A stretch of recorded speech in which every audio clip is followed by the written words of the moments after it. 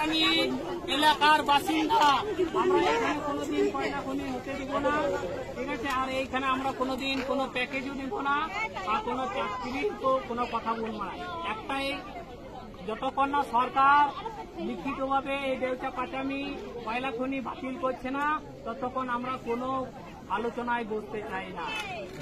তো এটাই দেশবাসীর কাছে আমার একটা প্রার্থনা, ওটা দেশবাসী লোকেরা এই বক্তব্যটা শুনবেন। আমরা ন্যায্য অধিকারের জন্য লড়াই করছি, এই লড়াই করছি বলে কিছুদিন করে হতে পারে আমাদের নামে ষড়যন্ত্র করে আমাদেরকে কেস দেওয়া হবে, দেশদ্রোহী, কোন আতঙ্কবাদী, কোন মাওবাদী, কোন সন্ত্রাসবাদী।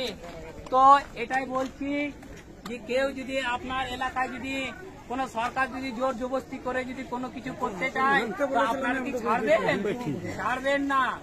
তো সেটাই বলছি, যতগুলো সরকারি আধিকারিক আছেন আপনারা সমাজের বন্ধু হন, কেননা সমাজকে নিয়ে আপনাকে চলতে হবে।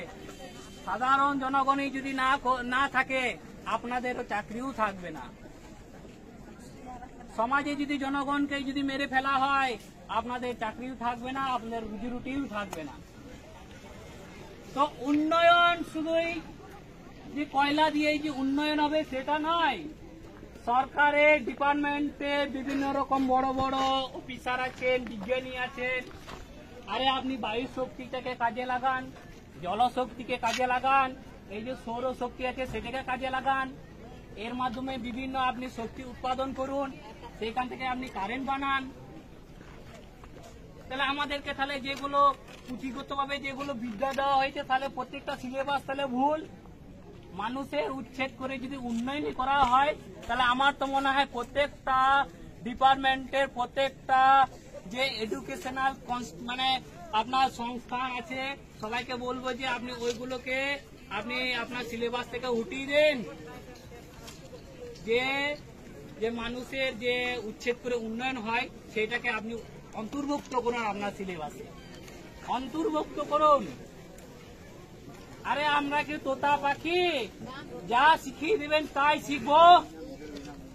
একটা বাচ্চা যখন থাকে মা বাবার সঙ্গে প্রতিবাদ করতে পারে না,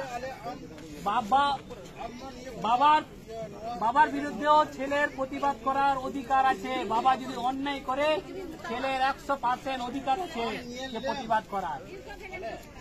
আপনারা কি বলেন সরকারি অধিকারী লোকরা? আপনাদের মানে একদম কুলুপ, আপনারা বলতে পারেন কিন্তু আপনারাও ভয়ে বলবেন না, কেননা আপনারাও সাসপেন্ড হয়ে যাবেন।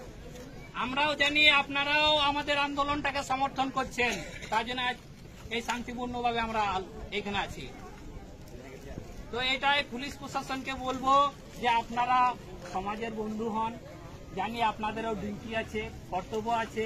আপনারা যদি সরকারের না মানেন আপনাদেরকেও সাসপেন্ড করা হবে। তো এমন কাজ করবেন না যেটা আপনারা সমাজের বিরুদ্ধ হয়ে যান, এমন করবেন না। আপনারা সমাজ বন্ধু হন, পরিবেশটাকে আপনাদেরও পরিবেশ রক্ষার একটা জিম্মেদারি আছে। প্রত্যেকটা নাগরিকের পরিবেশ রক্ষার অধিকার আছে। আপনারা পড়ালেখা করে আপনারা চাকরি পেয়েছেন, কেউ কারো চেহারা দেখে চাকরি দেয়নি।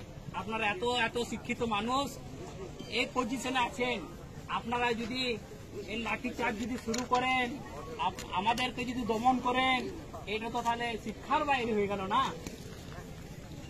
আমি জানি আপনারা সমাজের বন্ধু, সবাইকে মানে প্রণাম জানাইছি যে আমাদের এই বক্তব্যটাকে আপনারাও তুলে ধরবেন, সরকারি হিসাবে না পারলেও ব্যক্তিগত দিক থেকে। একটাই কথা, সরকার যতক্ষণ না কয়লা খনি লিখিতভাবে বাতিল করছে না ততক্ষণ আমরা কোনো আলোচনায় বৈঠকে কোনোদিন বসবো না। প্রথমে এই কয়লা খনি প্রকল্পটাকে সরকারিভাবে লিখিতভাবে মানে বাতিল করুক, যে তারপরে যা কিছু আলোচনা আছে সেগুলো আলোচনা করব। আর আমরা উন্নয়নের পক্ষে, কিন্তু কয়লা খনির পক্ষে নয়। উন্নয়ন করুক, রাস্তাঘাট করুক, এখানে কলেজ করুক, স্কুল করুক, হসপিটাল করুক।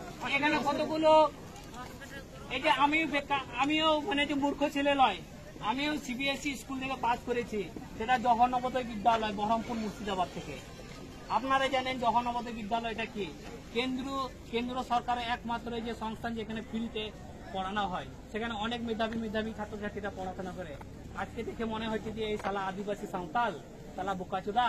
আমি বোকাচোদা লয়, আমি একটা শিক্ষিত ছেলে বটে, এটা সিবিএসসি জওহর নবোদয় বিদ্যালয় থেকে পাস করেছি। আমরা আমাদের ন্যায্য অধিকারের জন্য লড়াই করছি। আমি জানি আজকে এখানে বড় বড় ভাষণ দিচ্ছে, পরের দিনে আমার কাছে অ্যারেস্ট আসবে, কোনো কেস মামলা চলে আসবে, বলবে ভাই তুমি অনেক কিছু উপকারী করেছো সমাজের জন্য, লাও এসো তুমি একবার জেলে একবার ঢুকে যাও, জেলের হাওয়াটা খেয়ে যাও।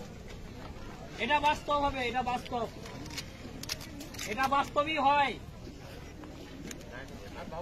আপনারা অনেক পদাধিকারী আছেন, যদি আপনারা যদি আমার বক্তব্যটাকে খারাপ মনে করছেন, কোনো ভিডিও ক্যামেরা হবে না, তো মানে সেইটা আমি কোনো ভিডিও ক্যামেরা করবো না। যদি কেউ যদি আমার বিচারের সাথে যদি সহমত আছেন কিন্তু প্রকাশ করতে পারবেন না, কেন আমরা গোলাম, মানে সরকারের গোলাম না। একটাই আমরা দেশ বানাবো, যে স্বচ্ছ ভারত, মানে স্বচ্ছ ভারত মানে কি, এটা সুন্দর ভাই একটা প্রকৃতি বানাবো, পরিবেশ বানাবো। আরে ভাই আপনারা আমাদের বন্ধু হন, আমরাও আপনাদের বন্ধু। সরকারকে, সরকারে যারা চাকরিদার, সরকারে যারা রাজনীতিবিদ, তাদের কোনো মানে কি বলবো, তাদের কোনো যুক্তিই নাই, তারা উল্টো পাল্টো বলে দিলেও তাদের কোনো কেসই হয় না। আমরা জানি আজকে আপনারা আমাদের আন্দোলনটাকে সমর্থন করেছেন, এটা সমর্থন করেছেন। আপনাদের কাছে আমরা এটাই চিরকৃতজ্ঞ যে আজকে আমরা এই শান্তিপূর্ণভাবে এখানে আমরা জড়ো হয়েছি। এটাই জিজ্ঞাসা করতে চাইছিলাম যে সরকার এখানে কিসের জন্য এসছে, কিন্তু কোনো পদাধিকারী কোনো উত্তর দেয়নি। যদি আজকে এখানে ভাষণ দিচ্ছি, যদি আমার যদি কিছু হয়, ষড়যন্ত্র করে যদি কেউ মার্ডার করে দেয়, আমি গোটা এলাকার বাসিন্দার কাছে বলছি আপনারা অ্যাকশন নেবেন, অ্যাকশন নেবেন তো। কেন রাজনৈতিক ভাবে এটাকে ধামা চাপা দিয়ে ষড়যন্ত্র করে মার্ডার করে দেওয়া হয়, তাকে সাইড করে দেওয়া হয়। এইটাই আমার সমাজ বন্ধুদের কাছে মানে কি অনুরোধ যে আমরা সমাজের বন্ধু হন।